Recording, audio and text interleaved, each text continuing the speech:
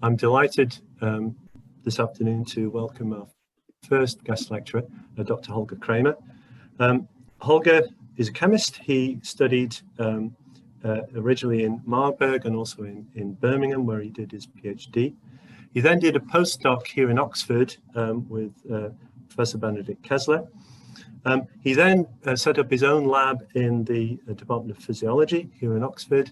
And then in 2016, he moved to the LMS at the London Medical School, where he now runs a major proteomics facility. And today, Holger is going to talk about quantitative proteomics. And over to you, Holger. Great, thank you. Thanks for the kind introduction, Rod. And I will share my screen.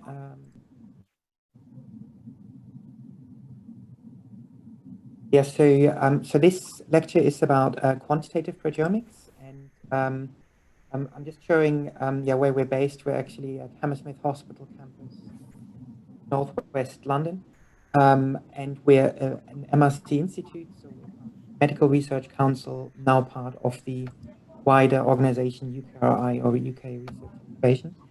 So just to give you an outline of the talk, I wanted to touch on a few different approaches to quantitative proteomics, showing a little bit about targeted proteomics and of this type of analysis approach, but then moving on to untargeted proteomics approaches, including those utilizing stable isotope labels such as SILAC, which is relatively well known, as well as isobaric labeling approaches, which also use stable isotopes, but in a different manner, and I'll try to highlight the differences there.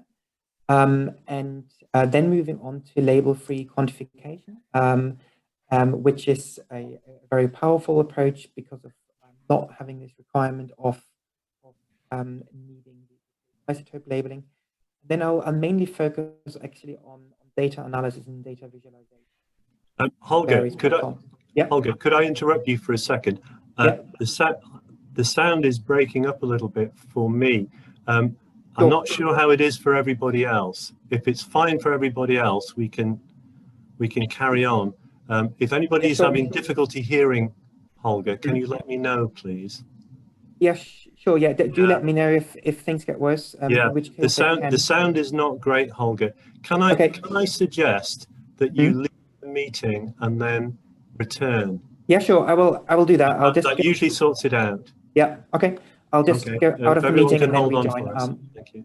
Cool. Okay. Technical problems. I hope this is a little bit better now.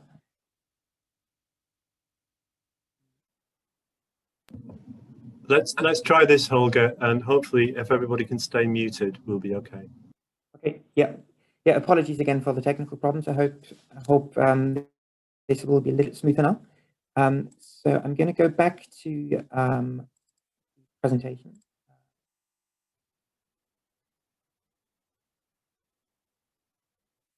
So just to summarize, we'll start on targeted proteomics analysis, then discuss a few untargeted proteomics analysis approaches, then in the end focus on data analysis and data visualization using various methods.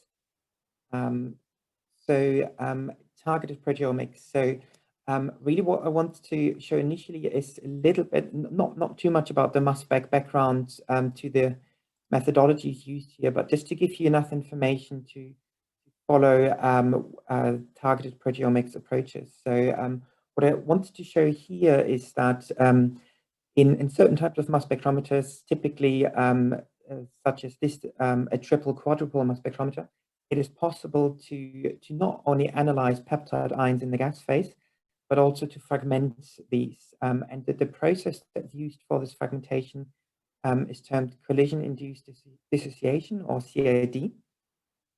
And more specifically, the way this works is after ionization at the electrospray ionization interface.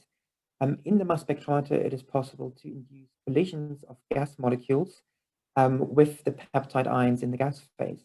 And each of these collisions will introduce kinetic energy to the peptide ion.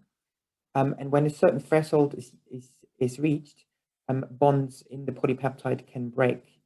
leading to various product ions or peptide fragments. I just wanted to highlight that the intact peptide, that would be monitored at what is referred to as the MS1 level, so where intact molecules or peptides can be analyzed, their mass being recorded. And then after fragmentation, it is in the last quadrupole in this type of instrument, where we're able to measure the mass of the fragments after the fragmentation in the collision cell. So just to give you a more specific example of that, so if you've got a polypeptide here with 4 amino acid residues, R1 to R4, then R1, R2, R3, R4, then it is possible to introduce bond breakages.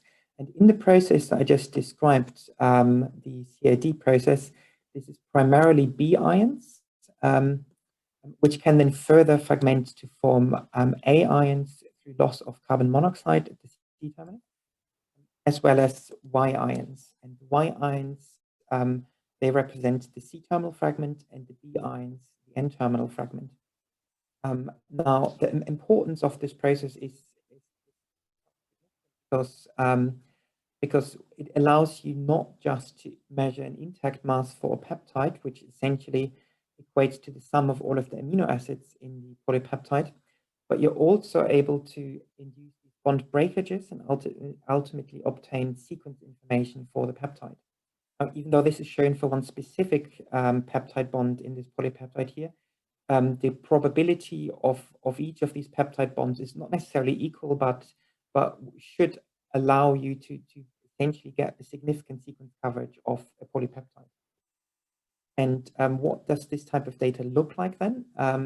So at the MS1 level, we would see a peptide ion such as the one shown here on the left, 779.82.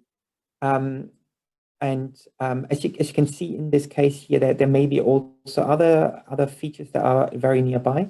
And if this is then fragmented, what we obtain is a fragmentation spectrum.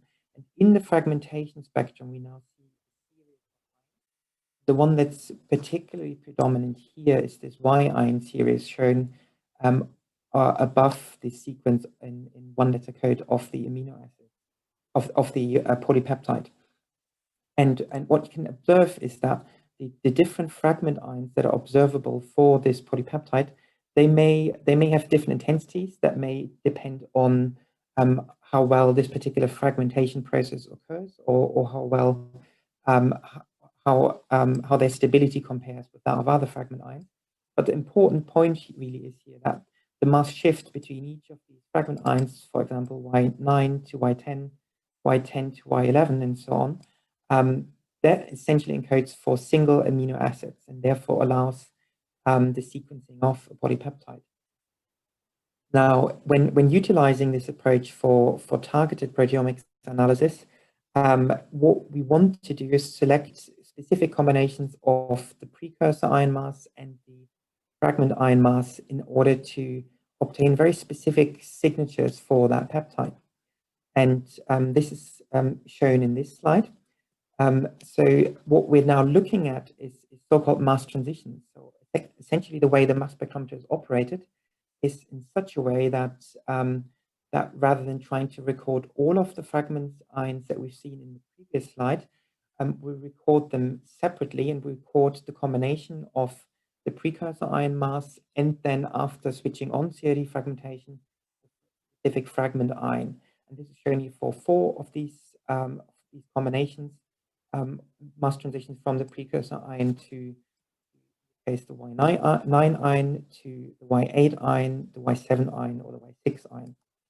Now, the important point to make here is that there is a sensitivity gain achieved by using this approach.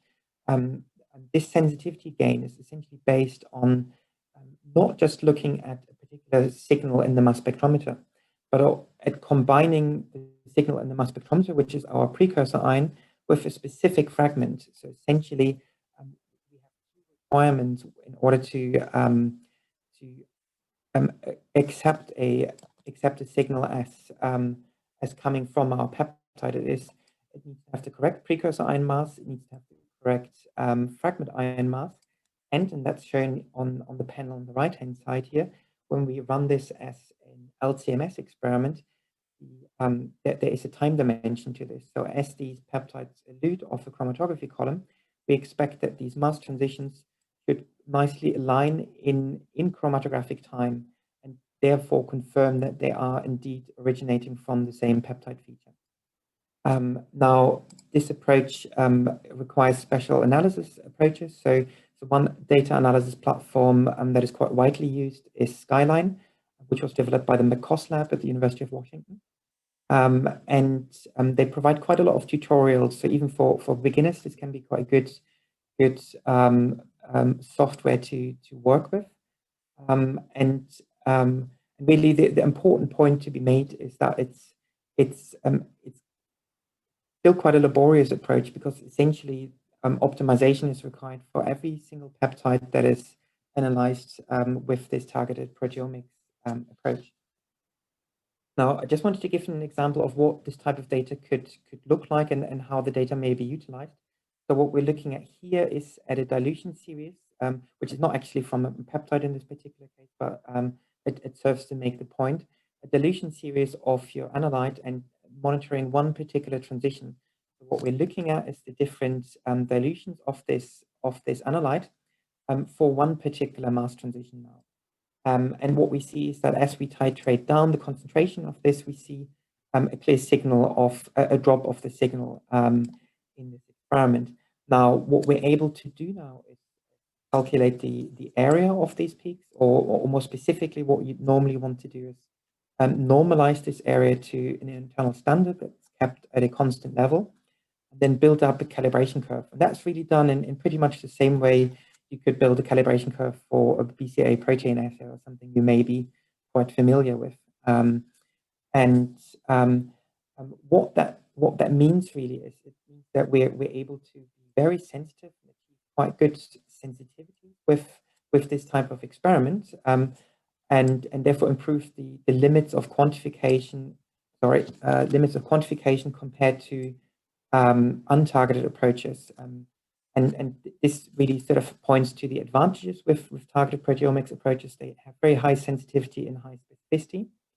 They're able to use short gradient methods, therefore enabling high throughput of analysis. And there's bioinformatics tools out there that allow you to determine proteotypic peptides. So what that means is you can select tryptic peptides from trypsin digestions of a whole proteome, where the mass transitions of precursor ions to fragment ions should be completely unique across the entire proteome of interest. So it is possible to achieve very high sensitivity and specificity, but there's some downsides as well. So in terms of the disadvantages, there is a limit on the number of targets or peptides which can be analyzed in this manner. So in terms of the duty cycle of the instruments, there will be limits to how many different peptides can be monitored in a single chromatographic run. And there's a requirement for the utilization of synthetic standard peptides, which would be used either as a labeled spike-in standard for the normalization of the calibration curve, or for the actual optimization of generation of these mass transitions. And optimization is required for every peptide that is utilized and analyzed in this manner. So in contrast to their untargeted proteomics approaches have quite a different philosophy. And I would like to show this maybe at the example of data-dependent acquisition, or DDA. What I'm showing here is a chromatogram of a 2-hour chromatographic run of a complex peptide mixture. So this would be a digest of a whole cell lysate. And what we're seeing here is that we see the signal plotted over retention time. So in this experiment, where the analysis took 2.5 hours in total, we see a variety, thousands of peptides eluting off the chromatography column. And what we're now trying to do is, rather than targeting specific peptides that we already know that we're interested in, we try to analyze and fragment as many of the peptides present in the sample as possible in this approach. The way I would like to show this here is by zooming into a particular feature. So what we see here now is when we zoom into the data, we see that in the MS1 channel, we don't actually have continuous trace, but we have these interruptions between the MS1 channels. And that is due to the MS fragmentation. And the example is shown here. So if we have the MS1 survey scan, which shows the presence of a number of different peptide features or potential peptide features, and I've labeled these 1 to 12 here, roughly by the relative intensity. What the mass spectrometer tries to do now is obtain a fragmentation spectrum for each of these peptide features. And it does that really in a sequential manner. So what we do is we acquire a fragmentation spectrum for precursor number 1, and that is selected with a certain precursor isolation window. And that is shown in this panel here.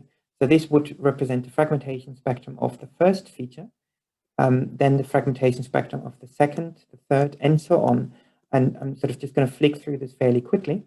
And basically, that would then represent one duty cycle of this DDA experiment, where 12 different peptide features were fragmented to generate fragmentation spectra, and these are recorded by the acquisition PC.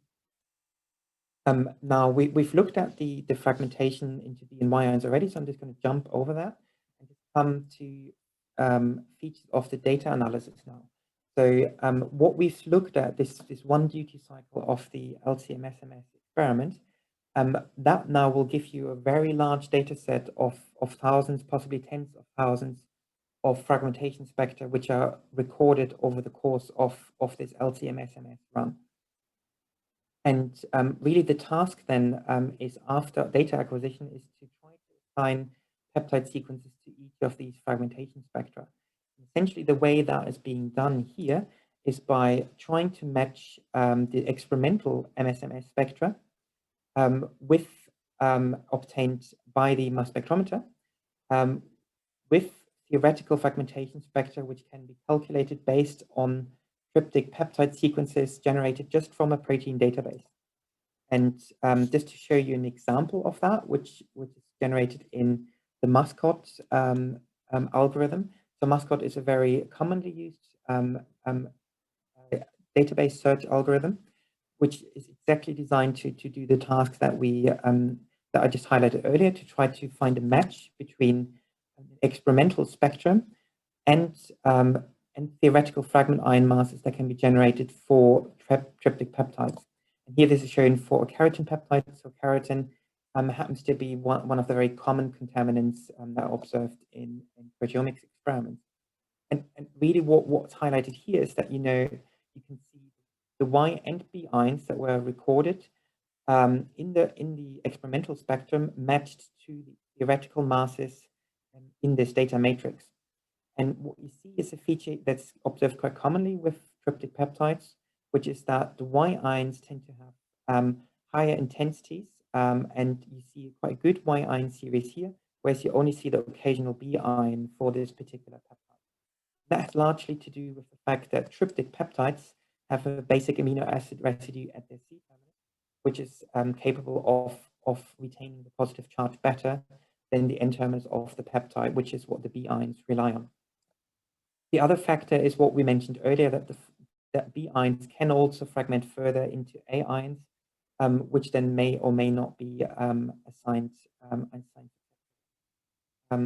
So just to sort of then highlight, so this DDA fragmentation or data analysis and data acquisition approach, that is a general method that can be now matched with various different proteomics analysis approaches. I'll highlight one of these now, which is the SILAC approach, which uses stable isotope labeling. So in SILAC, what we do is we highlight cell populations that are grown in culture, and we label them. And the labeling is performed with labeled amino acids. And typically, the labeled amino acids used for that are carbon 13 or N15 labeled lysine or arginine. The reason for this choice of amino acids is the fact that trypsin digests peptides to generate peptides terminating on lysine or arginine. So every tryptic peptide, apart from the peptide at the very C terminus of a protein, should then contain at least one lysine or arginine residue with those corresponding labels. Now, the important point in this strategy is that it is now possible to grow cells either in light medium with standard lysine or arginine, or in heavy medium, which contains heavy lysine or heavy arginine. Now, the advantage of this approach is that you can then carry out your experiment and do knockout in the light condition and control in the heavy, or the other way around. After completion of this cell culture experiment, the cells can be harvested, they can be combined, and then a whole whole sample processing workflow can be followed. That could involve things like SDS-PAGE, so running gels, excision of bands, trypsin digestion, and ultimately the LC-MS/MS data acquisition in the way that we've seen earlier. Now, what we would expect to see is that there will be certain features where we see the light and the heavy signal at similar signal intensity, whereas for certain regulated proteins and their corresponding peptides, we expect to see some regulation where the heavy condition may be of higher or lower intensity compared to the light condition. And with suitable experimental designs shown here in the middle panel, it is possible to have a third condition as well. So where you can have light, medium, and heavy labeled triplet peptides. So that means you can have you can work with up to triplex experiments. So you could have 3 different conditions that you're comparing in the same experiment. And another example, another advantage of this approach is the fact that it is possible to combine the different samples at the very beginning of the sample processing workflow. The advantage of that is that there's no errors in sample processing which would affect the different samples differentially, because any of the steps are then carried out in the combined sample, and the different conditions are then only distinguished in the mass spectrometer at the MS1 level. So that is now in contrast to different stable isotope labeling approach, which is highlighted here. And apologies for the fairly busy slide. So really what I want to highlight here is that now we use chemical labeling reagents. And these chemical labeling reagents are introduced to the tryptic peptides after the digestion step. So here the labeling only happens later on in the workflow after trypsin digestion. And an example is shown here of one of these Tandem mass tag, one of these iTrack reagents, where you've got a reactive group, so-called N-hydroxysuccinimide ester, which is able to react with amines. And we've got 2 groups that are appended to that. One is the so-called balance group, and then finally the reporter group. And essentially, when following this workflow, what happens is the chemical reaction leads to labeling of a peptide, which at the N-terminus now carries the reagent. And there's different versions of this reagent. So there's one version which contains a single heavy atom in the reporter ion group, another version which contains 2 heavy atoms, another one which contains 3, and another one which contains 4. So this would enable now a 4-plex experiment or quadruplex experiment to be designed, where 4 different samples are now labeled with these different versions of the labeling reagent. And ultimately, what then happens is when we perform analysis of this type of sample labeled in this manner, in the MS/MS fragmentation step, so that's now at the MS2 level, we do not only observe peptide fragmentation, which is required for the sequencing of the peptide to obtain the amino acid sequence, but we also release the reporter ion from the N-terminus of the peptide. And these are now released as the 4 different versions that we've gone through here: 114, 115, 116, 117.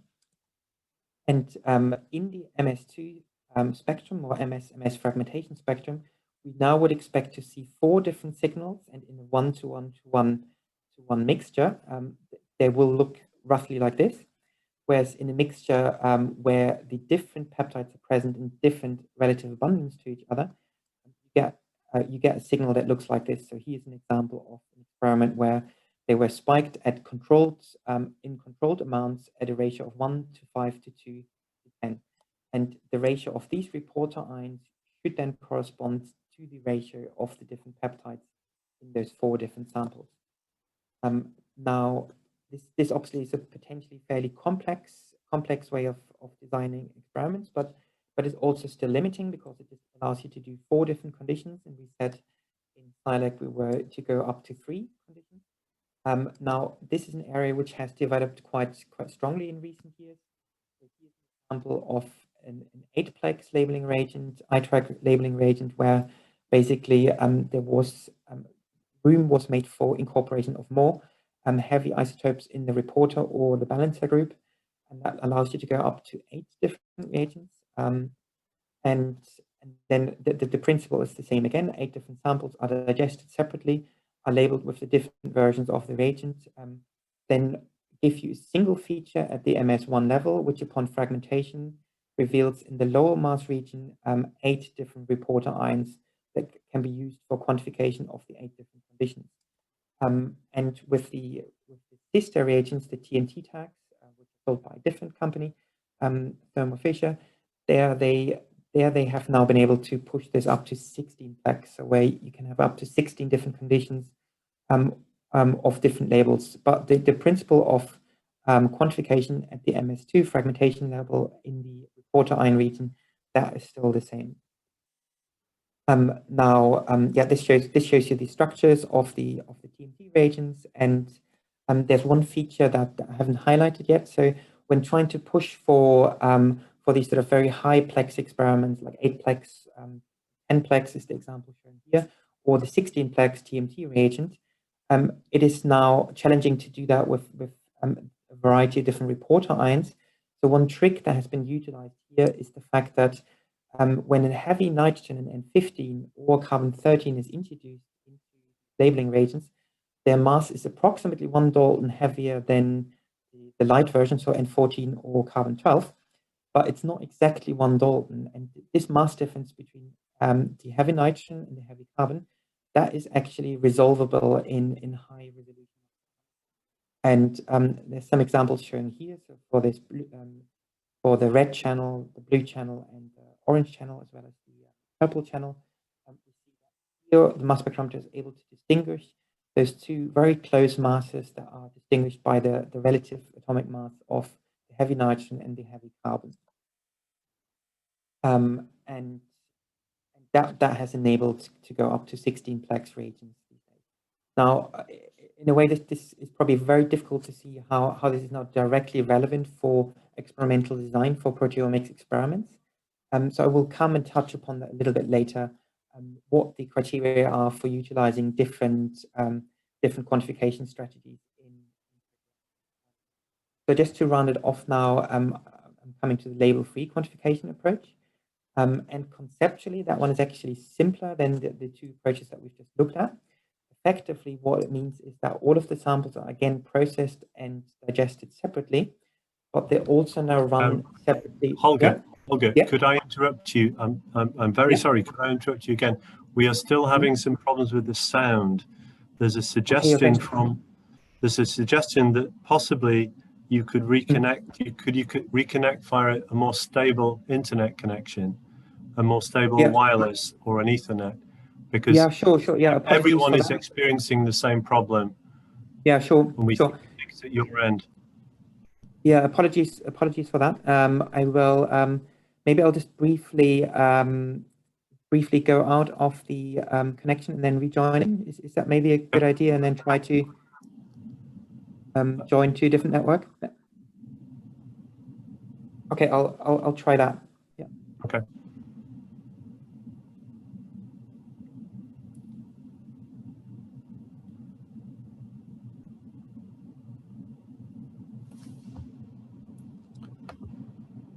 So apologies to everyone. We're still having problems with Holger's connection.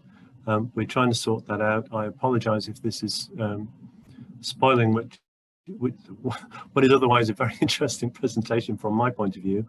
We'll just wait for him to rejoin us.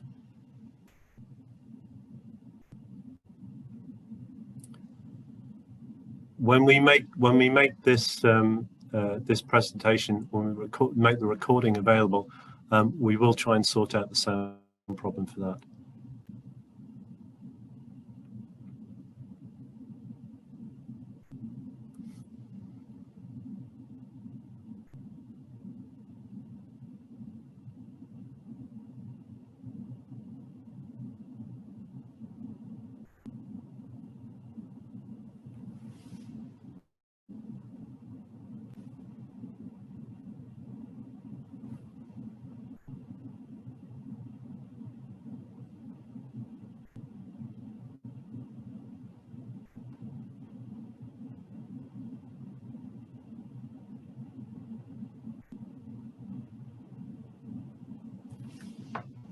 Yeah, so apologies for that again.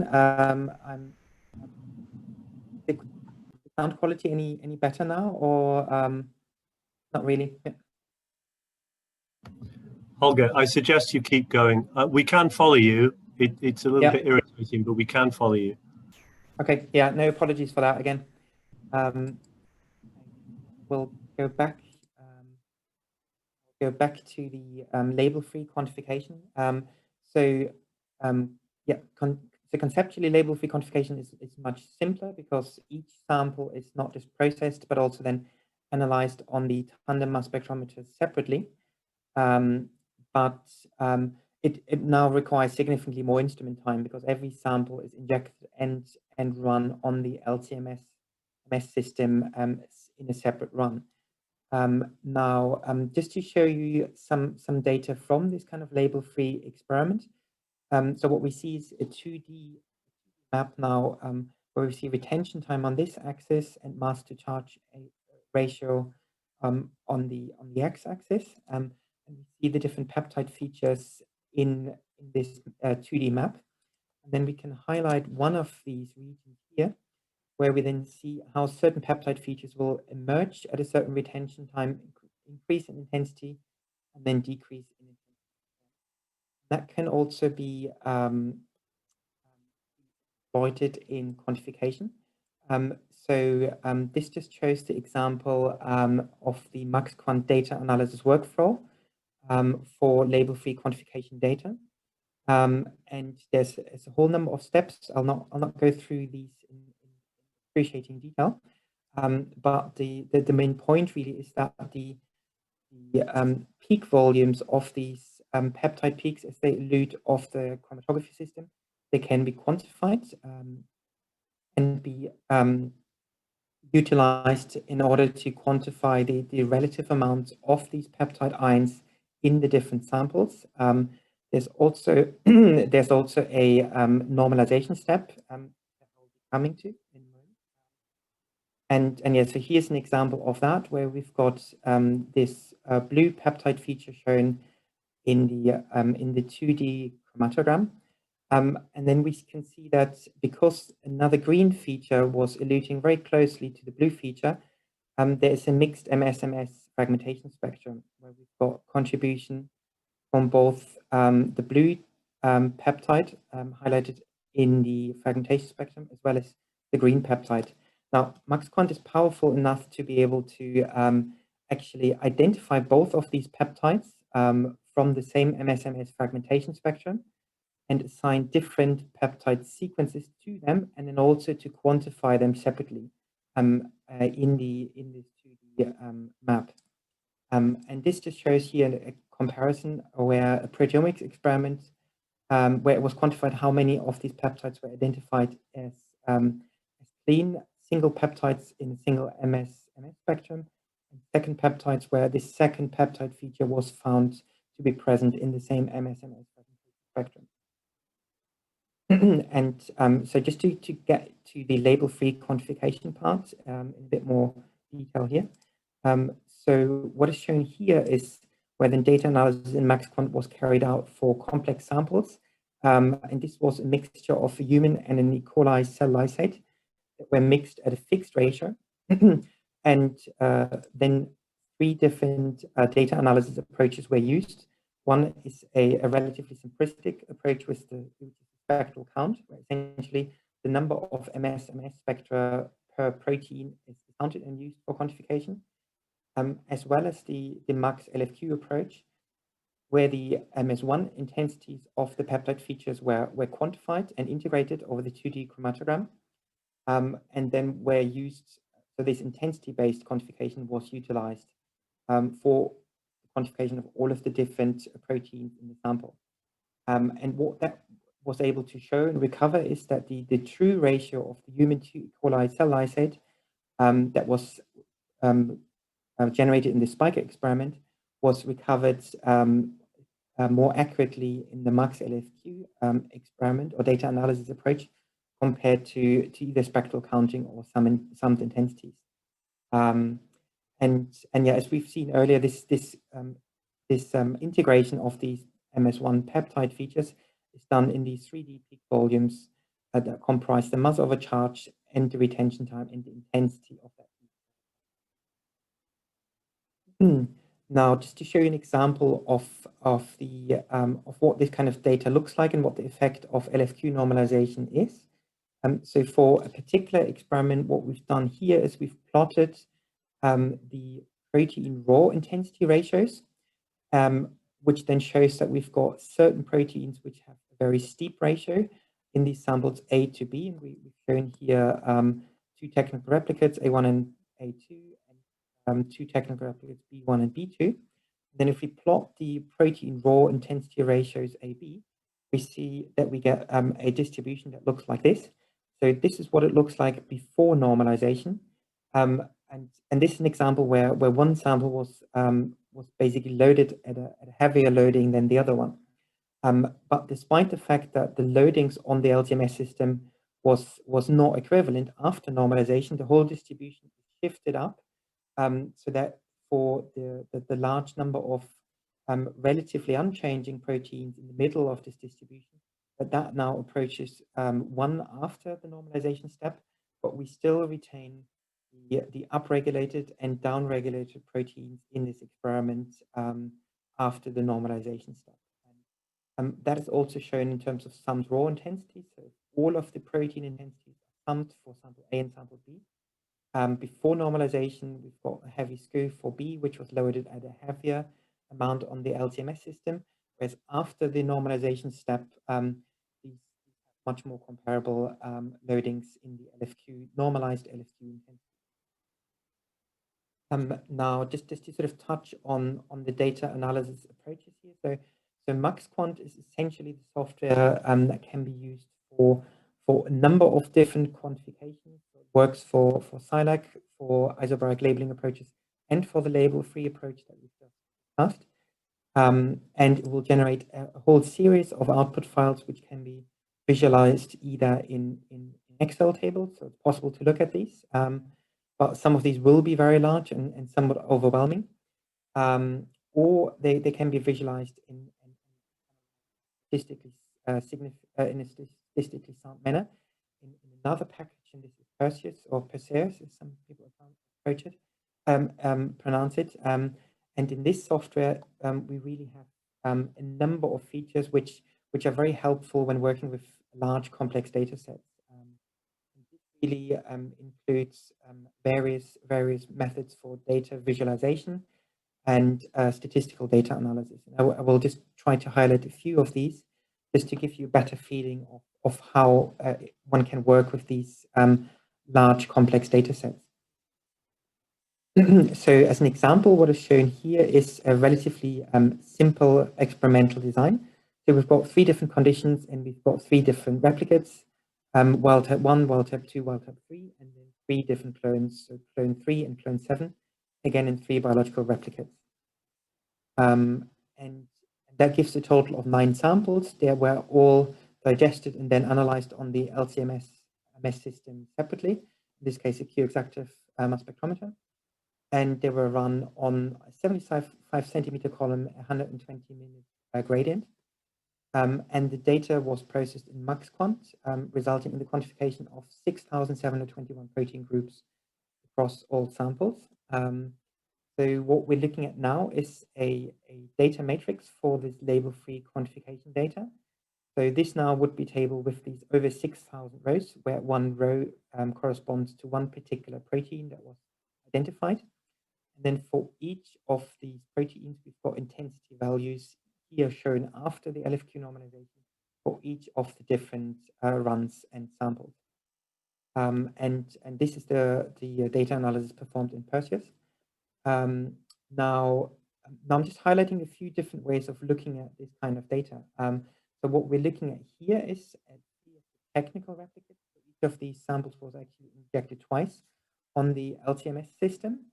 And what we see is for technical replicates, we see on this intensity scatter plot where we show the protein intensities on a logarithmic scale, we see a very good correlation of the intensities in the technical replicates. This is what we would expect for technical replicates.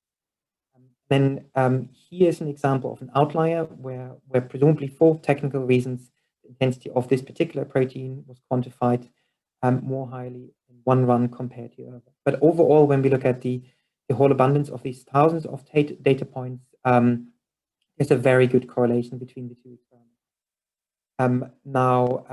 Here we show actually two biological replicates, and it's a slightly more powerful way of sort of highlight of displaying the data in an intensity scatter plot using this heat map here. So it shows that the very large majority of data points are really on the diagonal here to show very high correlation between these biological replicates now, and only a few data points deviate from this high correlation between biological replicates.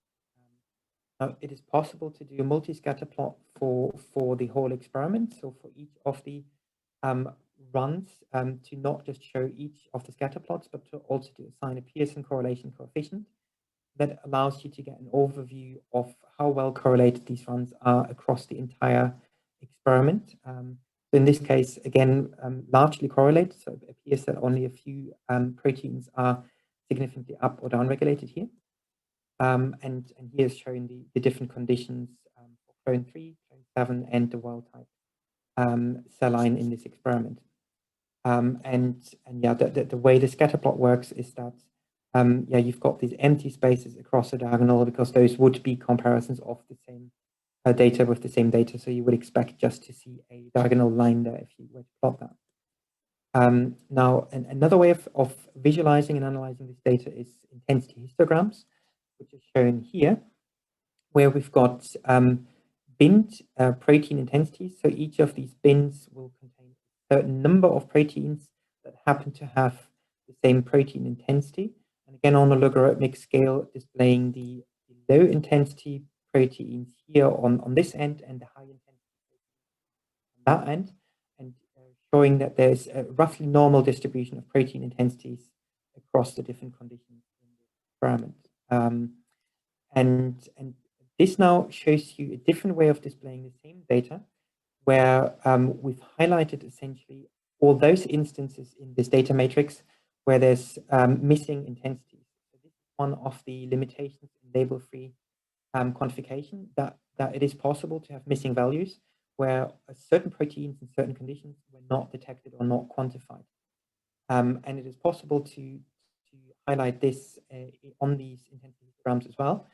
And the main thing we would be looking for in this type of data analysis, that the number of missing values hopefully should be relatively constant across the different samples and different conditions. Now, another way of and very powerful way to do statistical data analysis of this data is the Volcano plot. So I'll just try to walk you through the Volcano plot here. So what we now have, a single data point on this Volcano plot now signifies the full change regulation of a particular protein when comparing two different conditions. So in this case here, we're doing a comparison of the wild type versus clone 3. And we see there is certain proteins that seem to be highly regulated with a large log2 fold change, up or down regulated. So on the right-hand side, upregulated in the wild type, and on the left-hand side, downregulated in the wild type or upregulated in clone 3. When we pick out one of these highly regulated proteins here, it is possible to pick out in a bar chart what the intensities look like here. We see that there's a very low protein intensity detected in clone 3, and a much higher intensity in wild type. But importantly, we're not just looking on the Volcano plot at this fold regulation. On the x-axis, we're also looking at significance on the y-axis. So for the Funxa A1 protein, we have also calculated the p-value of significance of the change between the protein amount in, or protein intensity in clone 3 versus the wild type. And as you can see from the error bars, you would assume that this is likely to be a significant change, and that indeed turns out to be the case. So on the Volcano plot, we've got these boundary lines here, where any points to the right of this line or to the left of that line, highlighted in dark blue here, those ones are significantly regulated. whereas another protein, such as this one here, the CAP-N2, that one has firstly no significant fold change, so this is pretty much equal levels in the two samples, and therefore, yeah, there's no significant change observed here. Whereas for another protein, which is shown here, again, there's no fold change, but larger error bars, meaning lower significance than this protein over there. I'll introduce one more way of displaying the data of one of these complex data sets. Then I'll maybe show you some examples from a recent publication, sort of just try to reinforce what I've just shown a little bit further. So in the hierarchical clustering analysis on a heat map, what we do is a few steps I'll go through in a minute. We then display the protein intensities on a heat map. That may be a way that of analyzing data which you may or may not be familiar with. Essentially, what you're looking at is a color scale where in green we've got upregulated in red, we've got upregulated proteins, and in green, downregulated proteins. And this heat map is generated after the log-true transform that we've also seen in the plot. Then we perform a step which is called Z-scoring, which is essentially a normalization or mean centering approach. And then we've calculated significance using ANOVA, so multiple sample tests, to then only filter out the significant proteins that are retained on the heat map. Those significantly altered proteins, they are then undergo this hierarchical clustering procedure. So in the hierarchical clustering, what we're looking at is both the similarity of the different samples. So pleasingly, what we see is that the 3 wild types, the 3 clone 7s, and the 3 clone 3 samples, they cluster together, so they are similar to each other. But also we see a clustering of the behavior of the different proteins across the different conditions, where we've got various patterns of up or down regulation across the entire data set. And I'll be showing you a real example of this as well. So just to give you an idea of what the experiment is that I'll be showing you the data for is, what we did here is we generated mitotic chromosomes from mouse embryonic stem cells, and these were either collected by centrifugation and then digested and analyzed, or alternatively they were purified using flow sorting, so FACS, in order to purify these mitotic chromosomes. And the same number of chromosomes was collected again by pelleting or centrifugation after the sorting step, and then were digested in the same way. And then what we see in this experiment is that we had just under 5,900 proteins which were quantified. Of these, 3,517 were quantified in both conditions in the diagram, and a fraction was only seen in the lysate pellet sample, so the crude preparation, and only just over 230 were only quantified in the flow sort conditions. So these are the highly purified mitotic chromosomes. And then these 3,517 proteins, they can be displayed on the Volcano plot in the way that we talked about, that I introduced earlier. And that then shows you a subgroup of proteins which are enriched on these mitotic chromosomes, shown in pink here. The other subgroup of proteins that were depleted from the mitotic chromosomes, shown in purple here. And that means when you then count what the numbers are on the Volcano plot, there's 615 significantly enriched proteins, just over 1,500 significantly depleted proteins, and just over 1,300 proteins where there's no significant change. Then in the same way that I introduced earlier, the hierarchical clustering for the same data set. And what we saw here, and then here shown again on the heat map, red upregulated or enriched, and in green downregulated or depleted proteins. What we really recovered here were two different clusters. One cluster of proteins which showed significant enrichment on the sorted chromosomes. Because of the slightly different statistics here, it's not exactly the same number as on the Volcano plot. And another cluster of proteins that were significantly depleted from the sorted chromosomes.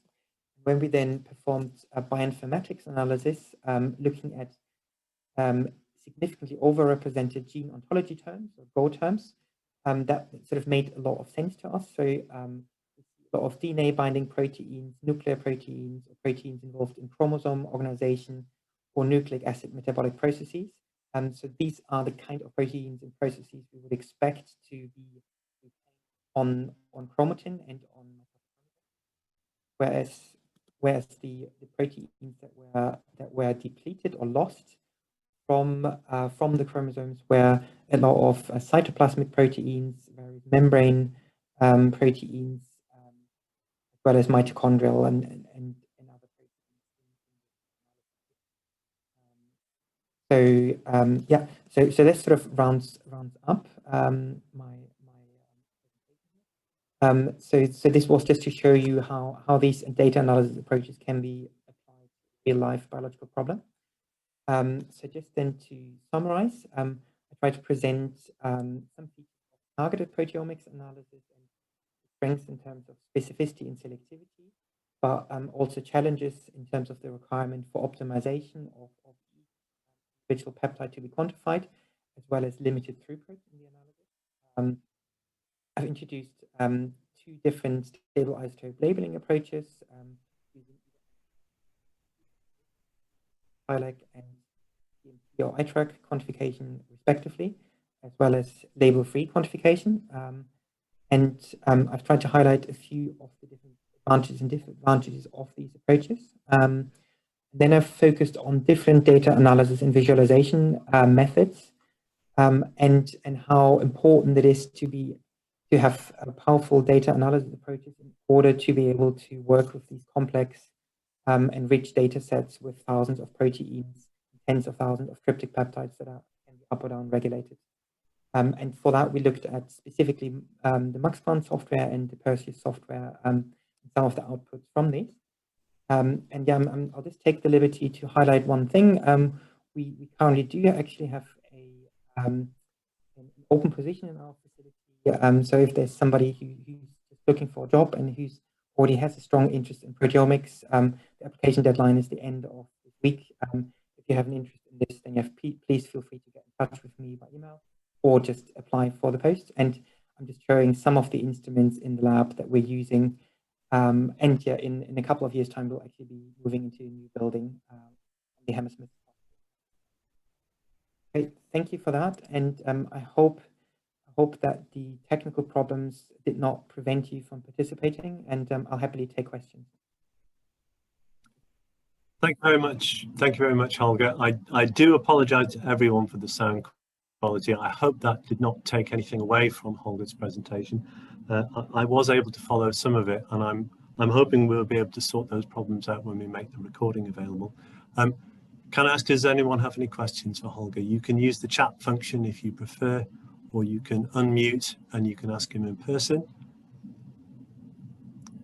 If I can start the ball rolling, Holger, whenever I look at the Volcano plots, there is there is a line demarcating on both sides the statistical significance. And it's quite clear that some of the outliers, you can very clearly decide that this is very significant upregulation or downregulation. But there's a large part of the data where it's kind of slightly blurred. It's blurring towards that significance threshold. Yeah, sure. What do you do with that data? Yeah, very good question. Maybe I'll just show the slides again if I go back into the slide share. Yeah, so this is the particular slide. Yeah, it's tricky, and actually it's worthwhile mentioning that there's different ways of drawing these boundary lines. So this is one way of doing this. There's other publications where you will see straight boundary lines that pick a fixed full change value and a fixed significance cutoff. And there's sort of pros and cons for using these different approaches. With the curved boundary lines, really the philosophy here is that you try to essentially allow for basically require higher statistical significance for very small fold changes in this region here. You're a bit more relaxed about the statistical significance at high fold changes here. But I do agree. I think you end up in the end drawing a line and saying this is significant and this is not significant. When yeah, clearly there will be a gray zone there where, for example, for technical reasons, you may have certain proteins that didn't make it across the line and could still be potentially of interest. There's another group that we haven't talked about here, which sort of is alluded to in the biological example that I gave here, which is those ones that are only really quantified in one or the other condition. But those ones, it should be highlighted, are then not present on this volcano plot and need to be looked at separately. So that is also worthwhile keeping in mind that there is no fold change, or there would be an infinite fold change if something is only quantified in one condition, not in the other condition. So that is another yeah, feature to keep in mind. Thank you very much, Holger. Do we have any more questions for Holger?